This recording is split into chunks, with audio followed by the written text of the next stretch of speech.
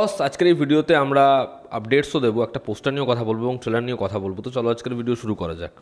প্রথম আমরা কথা বলবো হচ্ছে রশ্মিকা মান্দানার আপকামিং ছবি গার্লফ্রেন্ডের ট্রেলার নিয়ে, যেটা হিন্দি ডাব করে এসেছে।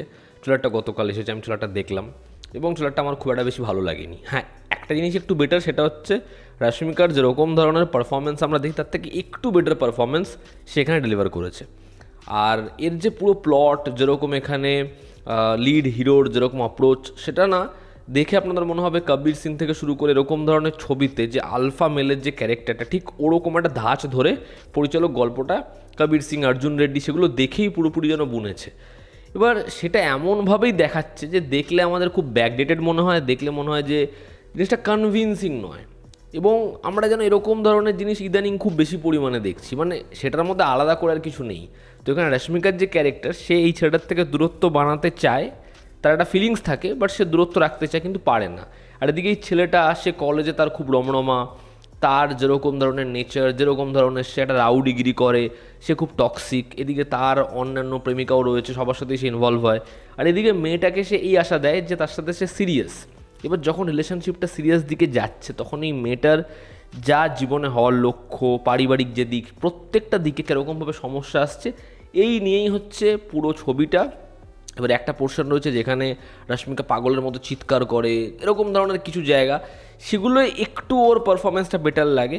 আর দুজনের যেরকম কেমিস্ট্রি, যেরকম সিকোয়েন্সেস, যেরকম ইমোশনাল সিন, কোনোটাই যেন খুব বেশি কনভিনসিং না। বা যেরকম বা ব্যাকগ্রাউন্ড স্কোরটা যায়, যেরকম এখানে রশ্মিকার নেচারটা দেখিয়েছে, মানে সেটা দেখলে আপনার মনে হবে প্রীতির মতো লাগছে।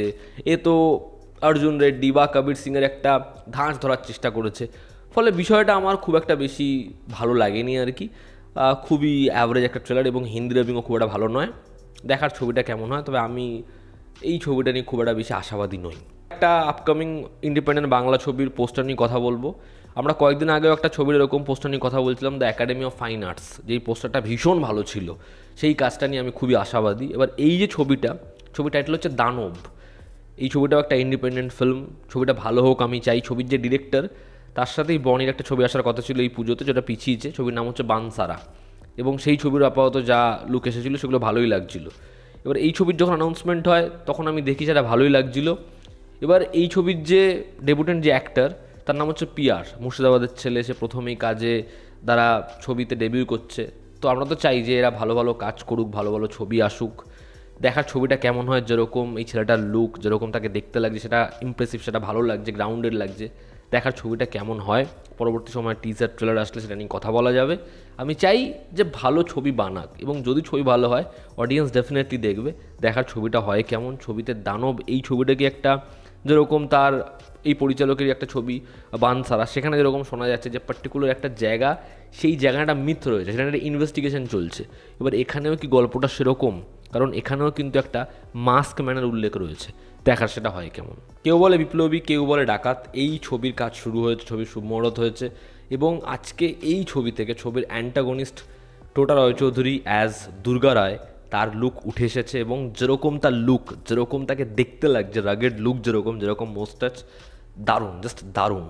টোটা রায়চৌধুরী ভীষণ আন্ডাররেটেড একজন ব্যাপক অ্যাক্টর, এবং রিসেন্টলি যেরকম সে দারুণ পারফরমেন্স আমাদেরকে দিয়েছে, আমি চাই সে খুব ভালো একটা ক্যারেক্টার পাক। এবং জিতের উল্টো দিকে না, সেরকমই একজন পারফর্মার লাগবে যে টক্কর দিতে পারবে।